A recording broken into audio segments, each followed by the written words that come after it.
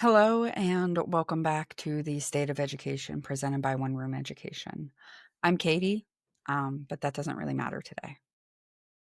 Today is September 11th, 2025, and I am recording this special episode of the podcast in response to the horrific events, to say the least, horrific events of September 10th, 2025, and the loss of a great patriot, Charlie Kirk. This is not an episode that is going to come from a political standpoint. As with all episodes of the State of Education, it is going to come from an education standpoint and how we can take the lessons of what's going on right now and apply them to education moving forward to help prevent things that I see as a historian and a student of history moving forward. Because as a mother and an educator and a human in general, um, the news of Charlie's death was deeply impactful, especially as someone that works with youth primarily. I don't know about you, but this truly feels like a tipping point within the historical context of what's going on in the US. But I do want to talk with you about choices and some hope that might still be available, because Charlie's legacy isn't one that is going to be about martyrdom necessarily. It's going to be something that inspires people for generations on how to engage civilly and how to treat people as human beings and how to stand in your convictions as not only a conservative, but as a Christian and a father and a husband. For those of you who are unaware, his wife and his two young children were at the event where this happened. There are videos of people jumping over the fence and stealing stuff off of the table while his body was still warm. There are videos of fistfights at vigils that were being held, and it is crazy what's going on right now. So this is not going to be one of those lighthearted, fun episodes of the podcast. It's going to be a lot more serious, and I have a very definitive structure for this episode because it's going to be very easy for me to go off on some tirades about things. Because in my opinion, this entire situation that we have right now was someone who just wanted to have civil discourse and show people that you can leave people that you disagree with still feeling like a human being, and like both of you can live in the same area without violence. And that's what was taken away from us. Peace and civility is what they killed. They, meaning the psychopathic monsters that did this. Okay. And anyone who fed into it and encouraged it, knowingly or unknowingly. And that'll make sense here in a couple minutes. And as with everything on this podcast, it's going to relate directly back to the education that people receive and the society that it's been fostering for 3 to 4 generations, for solid 4 generations now, I would argue. So let's go ahead and just dive in. I have historical context. I've got a couple of quotes from Charlie himself. I've got actually something really big that I was excited to share with you guys this week. And unfortunately, this is how I'm going to do it because thanks, world. I have a book coming out. It's called The Heal Core Way, Family Guide to Raising Free Thinkers in a Noisy World. Everything that happened with Charlie and the discourse that I've been seeing online is absolutely horrendous. A lot of it is really making me think of the 6th chapter of the book. The title of the chapter is Growth Through Education: How Struggle Becomes Strength. Now, the first thing that I really want to touch on here is the idea of why growth requires discomfort, because this is something that Charlie was a master at doing, was pulling out the inconsistencies and the misunderstandings of people and just being silent while they sat in that uncomfortable state so that he could maybe help them grow a little bit was his goal. Okay. So I wrote in my book, real growth isn't easy. It's not supposed to be. I said, it pushes, stretches, and often breaks you wide open, exposing every gap, crack, and blemish before finally helping you rebuild stronger. And I don't know about you, that describes every single debate video I've ever seen with Charlie. Right? He stretches and breaks these people wide open, breaks their brain, shows all the flaws, not only in their intellectual arguments, but the ugliness that can live inside of people. And then he finally offers some nugget of wisdom or information to try to help them build back as better people, to hopefully plant that seed of righteousness in them that will eventually be able to bloom so that they can actually be a contributing member to society and making our society a better place instead of a worse place for everyone. I continue in my book. It demands that you face frustration, uncertainty, and resilience, which I don't know about you, but that's exactly where I am mentally and emotionally right now. I'm frustrated, I'm uncertain, and I need to tap into my resilience um, by laying all of my fears at the feet of our Savior and allowing His Holy Spirit to comfort those who need it and to show us what true strength is through mercy. I continue. These aren't signs of failure. These are signs that you're in motion, actively becoming a stronger, wiser version of yourself, even if you can't see it in the moment. We instinctively understand this in other areas of life. Muscles don't strengthen without strain. Relationships don't deepen without vulnerability. Faith doesn't mature without doubt. But when it comes to learning, we're often taught to avoid discomfort. We rush to fix confusion, eliminate failure, and smooth out every bump on the road to understanding.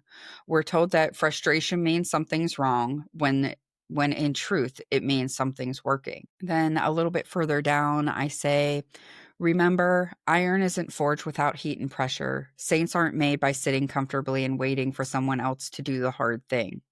These are the lessons we must embody. And these are the lessons I believe Charlie embodied.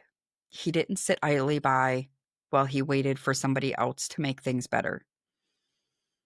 And I think the one thing that people are not counting on is people like you and me stepping up and taking up that torch and truly helping to empower the next generation and showing them that struggle is not weakness and that working together we can truly change the trajectory of what's going on. This is reflected in what I write next.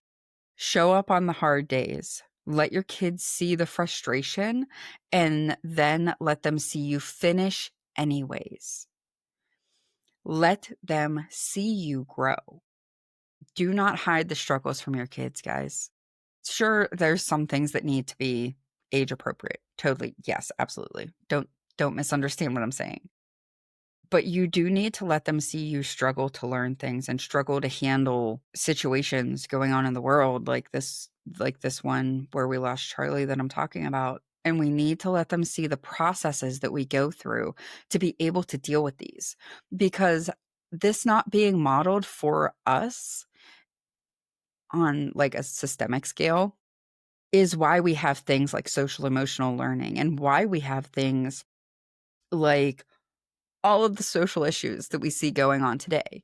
It's because we have become far too dependent on a system that rewards people for sitting there in silence.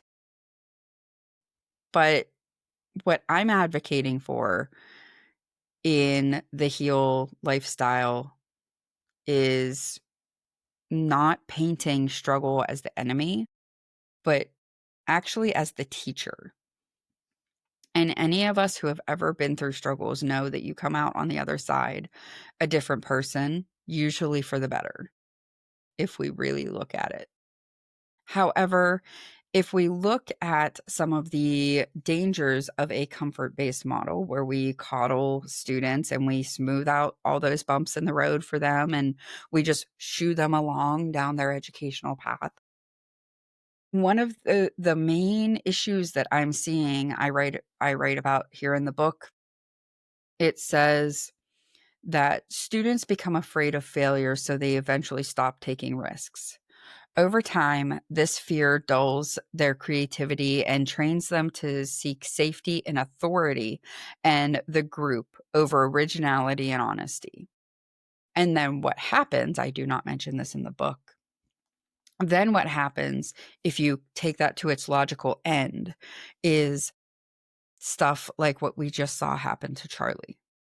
Because whenever people that have no creativity, that have no thoughts of their own, come up against someone that's original and honest and truly convicted in what they're saying, it it enrages them, it incenses them to the point where they're truly ready to silence it by any means possible. Not just because they disagree with it or it scares them, but because they're envious of it.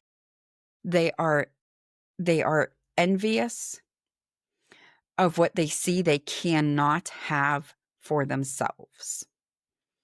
So they eliminate it so that it is no longer a point that they have to worry about, right? And one of the biggest things that I've been seeing today on social media, aside from people celebrating the death of a father, he was 31. Charlie Kirk was 31. He has two very young children that are roughly the age of my child. His wife has to now raise them by herself, and his kids have to deal with the repercussions of that because somebody didn't like what he said, and they were jealous of his honesty and conviction, and they were upset that he was inspiring others to do the same. And here we go, baby. Let's go. Later on in chapter 6 of the Heal Core Way, I'm talking about growth as a holistic idea as opposed to an academic idea.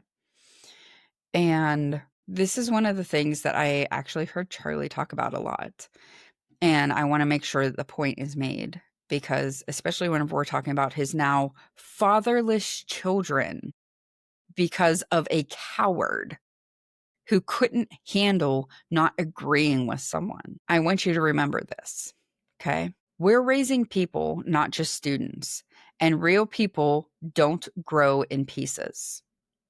They grow like an ecosystem, interdependent, dynamic, and alive. Just as a healthy ecosystem thrives through balance and connection, everything cycling and supporting each other, so do our children and society. Each part of their being nourishes the other.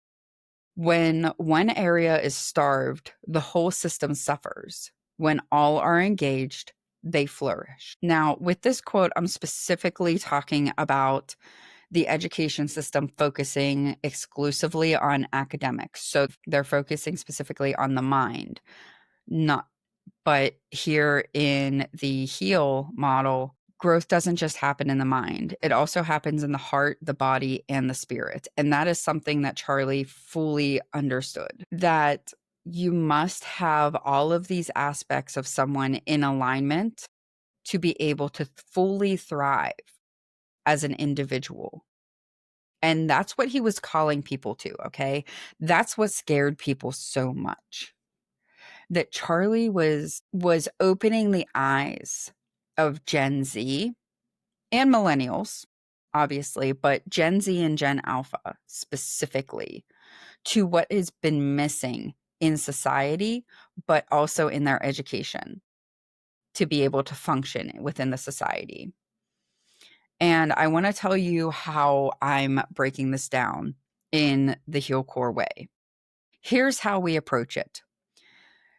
Mental growth is built through critical thinking, problem solving, and intellectual resilience. Does that sound familiar? Like something that, say, Charlie Kirk would advocate for? Emotional growth comes from learning to handle frustration, seeking support, and the ability and willpower to keep going. Sound familiar? Spiritual growth develops through wrestling with meaning, asking the deep questions, and anchoring identity in something greater than ourselves. When we invite the whole child into the learning process, not just their intellect or the parts that feel easy, we create space for something far more meaningful than simple academic success. We nurture souls. We shape characters. We prepare our children to carry light into a dark and disjointed world. That's the kind of growth worth fighting for. That's the kind of growth that Charlie Kirk fought for. That's the kind of growth that Charlie Kirk advocated for day in and day out on every campus in the United States that he ever visited. That's the kind of growth that Charlie was trying to advocate for and foster within not only his own family, but within the wider culture that his children would eventually become a part of. Now, we must be the ones to take up the torch and prepare not only our children, but his, to carry the light into a dark and disjointed world that was left behind because one of the brightest lights for true education and understanding and civil discourse was snuffed out by someone who was jealous. Now, now that you understand my context and where I'm coming from, I want to give you a little bit of historical context because this is not original thoughts by Katie. Well, like they are, but they're not. I am heavily influenced by the founding fathers and other historical characters. It's not only from the US, but from around the world. So what I did was I pulled a couple of examples, literally 2 examples out of thousands that I could have chose from for this episode, just to give you a little taste of this exact situation, this exact problem from the beginning of the United States. You can take this idea and this problem back as far as you want in history. It's literally like a biblical issue. But for now, we'll stick with the founding of the United States. So the first example that I have here about trying to silence someone and their ability to speak, because let's be honest, that's what this assassination was. It was silencing someone that you are jealous of and you don't agree with. Now, that specific point is something that I've been speaking out against for the entire 3 years that I've been doing this podcast off and on. And that this is actually one of the reasons I started One Room Education. It was to help prevent this type of escalation in the ever expanding road that we're on toward a kinetic civil war, not just a cultural civil war. Okay? Cultural civil wars inevitably end in violence. And I would love to avoid that. I would super love to avoid that. And the best way to do that is to ensure that people are able to talk freely with each other and then still live with each other. And that's one of the things that Charlie saw too. He spoke about it on numerous occasions about how he saw that he saw the unwillingness of people to engage in civil discourse or any discourse whatsoever. They refused to talk to people they didn't politically agree with, even if they couldn't tell you why they politically disagreed with them. I saw a headline here, or this influencer said this, so I can't talk to you. That type of stuff. It absolutely makes zero sense if you're looking at it from a logical standpoint. But if you're looking at it from a spiritual warfare standpoint, or if you're looking at it from a color revolution standpoint specifically, yes, absolutely, that makes sense. Because you always have to have an other to demonize, to have these big social movements happen. So the first line that these people do, the revolutionaries, the people that want change, I don't know, these people, whoever you want to interpret these people as. I had some people come at me on social media today because I said these people instead. So if I seem a little touchy about that particular phrase, that's why. I'm about tired of hearing, oh, these people, racist, anti-Semitic, blah, blah, blah. Like, I don't care. Call me whatever you want. You are obviously uneducated about what's going on. So one of the first things that these people, the revolutionaries, do is they attack the freedom of speech of people. Because if you can silence them, then they cannot fight back. Okay? It's one of the issues, that's one of the main things as to why politicization, you know what I'm trying to say, of the judicial system has been such an issue here in the US, because it's not just that judges have political opinions. Obviously, everybody has a bias that they're running with, that they're working with, right? But the issue is when you legislate from the bench and try to create new laws from a quote unquote interpretation of an existing law. That's not your job. If it doesn't say it, then you can't interpret it that way. Okay? So they tried to silence the most influential advocate of civil discourse and peaceful reconciliation. Okay? That's what they did. And their hope, whoever did this, their hope is that we will all sit down and shut up and be quiet and cower in a corner because, oh my goodness, look what they did to Charlie. He was amazing, which he was. He was amazing. But we can't possibly do that. We're not as brave as him. Screw that. I am so sorry. Opposite effects happen sometimes. And that's what this is going to have. That's what this is going to have. It's an opposite effect. Okay. And the first person that I want to quote here, that I want to read you an excerpt from, is actually Benjamin Franklin, but it's not Benjamin Franklin. It's Silence Dogood.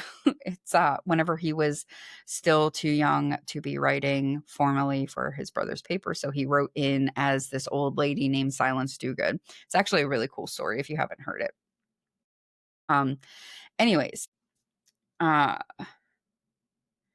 in the New England Current, number 49, which was July 2nd through 9th, 1722, Silence Dogood, or Benjamin Franklin as Silence Dogood, wrote, "Without freedom of thought, there can be no such thing as wisdom, and no such thing as public liberty without freedom of speech, which is the right of every man as far as by it he does not hurt or control the right of another. And this is the only check it ought to suffer, and the only bounds it ought to know. Now, what does that mean? 17th century or 18th century language. A little bit hard for people to understand nowadays. Why? Because we don't study primary sources in school anymore. Another issue within our education system that requires us to trust the authority. Anyway, I'm just done today. I don't know if you can tell I'm done. I'm off the hook. I'm off the chain. Whatever you want to say. I'm done being nice and politically correct about things that I'm trying to say. So, what does this excerpt mean? Okay. Without freedom of thought, there can be no such thing as wisdom. Exactly. So you cannot truly understand and truly comprehend the entire scope of something and its implications if you cannot have discourse and speak openly about things and share those ideas, right? And no such thing as public liberty without freedom of speech. If you cannot have liberty without freedom of speech. Freedom of speech and being able to share your thoughts, ideas, opinions, the way that you view the world is the cornerstone of liberty and being able to live a life that you see as worth living. Okay? Which is the right of every man, as far as by he does not hurt or control the right of another. So shouting somebody else down is not a freedom of speech issue. Okay? And this is the only check it ought to suffer, and the only bounds it ought to know. Now, what does that mean? That means that as long as you are not specifically calling for violence against somebody, that's pretty much the only restraint, right? There should be no restriction on what you're allowed to say. Yes, actually, legally, you can yell fire in a crowded theater if there's a fire. If there's no fire, then you can get in trouble for inciting panic, which has malicious intent, right? The intent behind what you're doing also needs to be taken into consideration whenever we're having these discussions. You can call me literally anything under the sun, and I will give two craps less. Okay. Why? Because I know it's just words. And I don't know if any of my fellow millennials remember the little rhyme that we used to say, sticks and stones may break my bones, but words can never hurt me. Words can't hurt me because I know who I am. I know that I'm grounded in Christ, and I know that I understand what's actually going on. And I know enough to know what I don't know. I know that I don't know everything.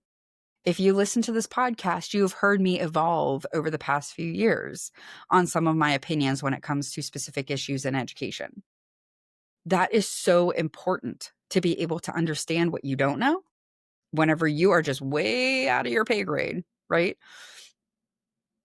And to know who you are and where you come from and what your purpose truly is. And that's one of the things, like I was talking about from my book, if you take spiritual aspect out of things, then you lose all grounding for what's going on.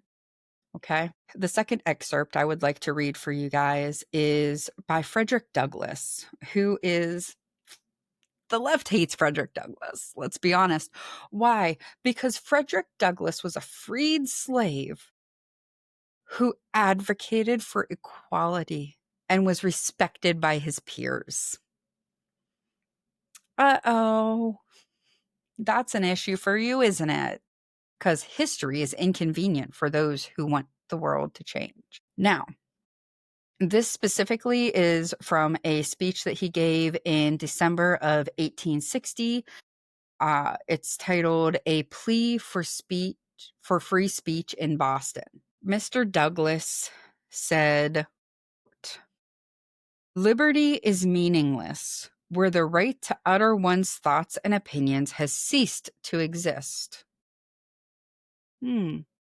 Again, echoing that same idea from the Silence Do Good letter in 1722 and my upcoming book in 2025.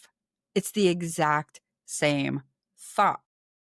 Without the ability to share your ideas and your beliefs through speech, there can be no other liberties. Okay, finishing this, getting back to this excerpt. That of all rights is the dread of tyrants. It is the right which they first of all strike down.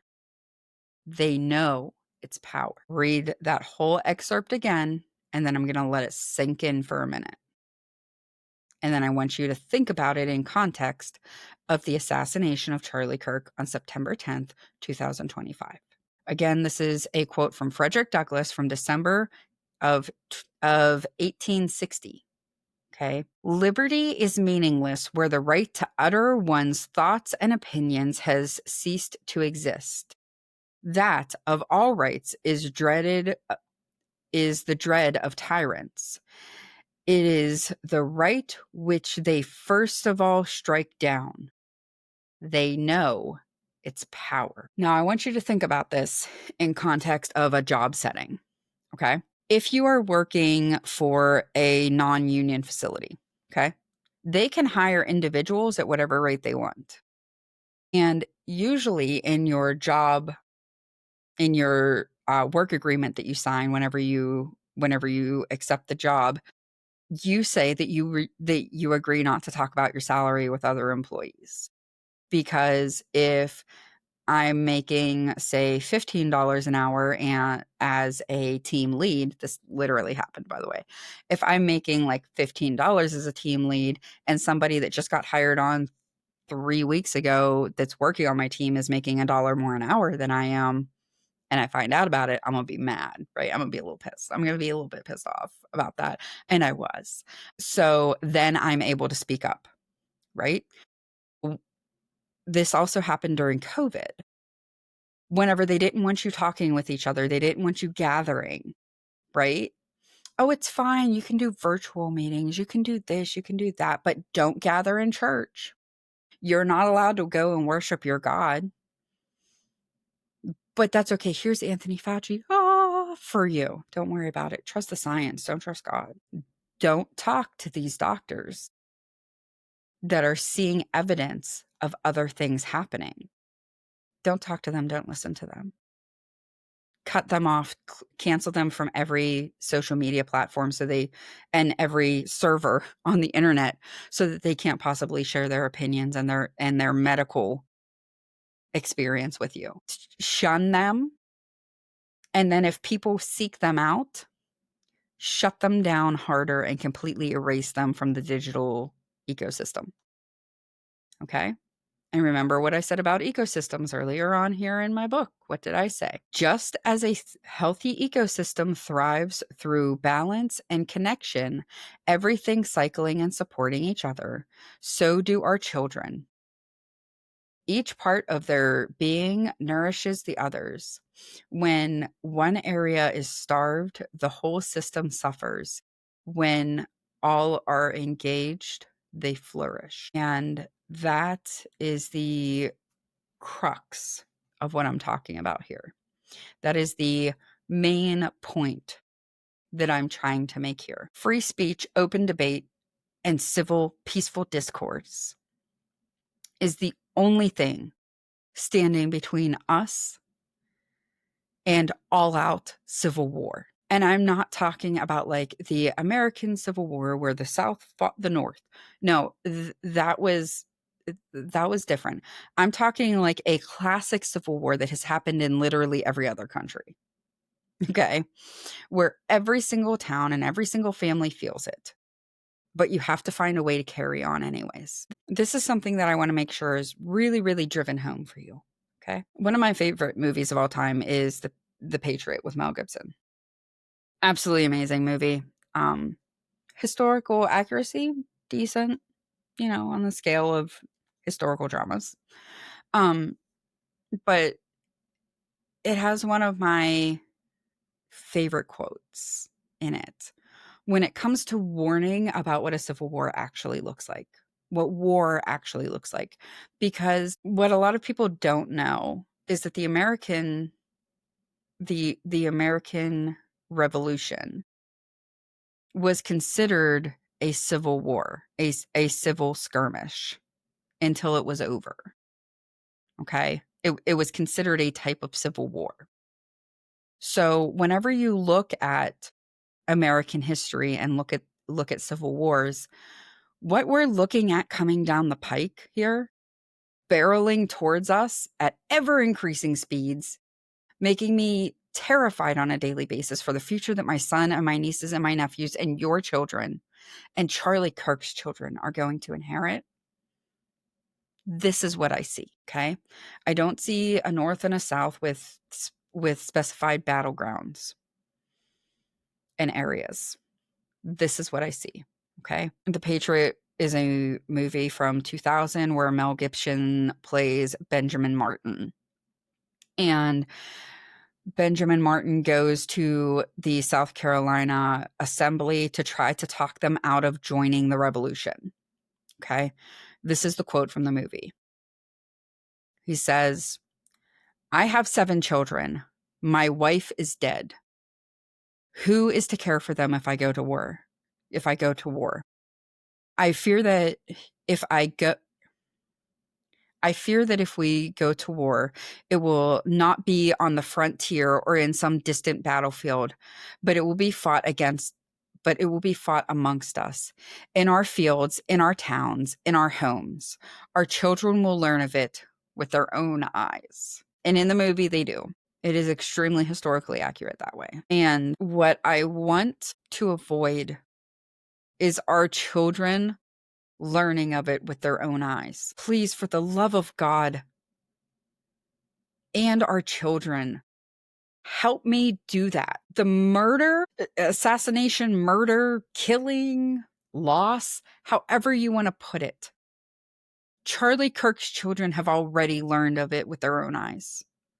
And they will have to live with that for the rest of their lives. And his wife has a dead husband because of a lack of civil discourse and understanding that of the importance of the true freedom of speech and how important it is to the underpinning of the American way of life and American society. And understanding that there are consequences for the way that we treat other people and for the things that we say. Yes, absolutely there are. And there should be. But Charlie Kirk was a man who was just trying to help people understand how to debate true facts, how to debate facts, and how to leave each other feeling like a human whenever you were done disagreeing.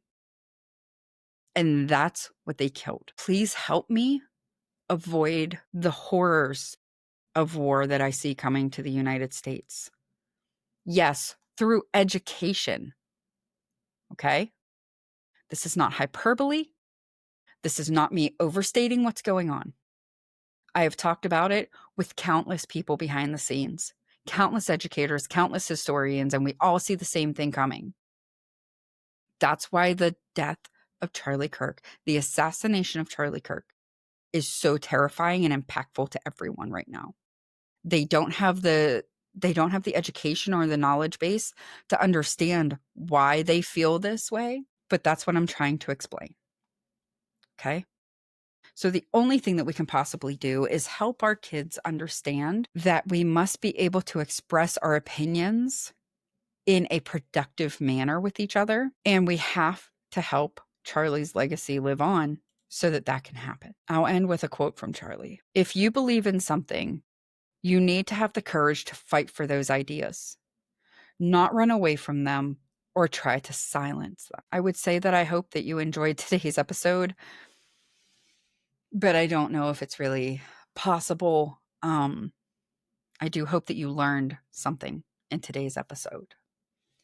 If you want to help me on my mission to help the next generation avoid the horrors of war that I see coming down the pike, if you see it and feel it yourself and you're moved to do something different for you and your family. Um, I will leave links to the Kickstarter for my book and to One Room Education so that you can see what I'm working on. And maybe we can work together to bring Charlie's vision of a future for his children to life because he no longer can. Thank you so much for tuning in to this episode of The State of Education. And I hope to see you again soon with some happier topics. Have a great evening.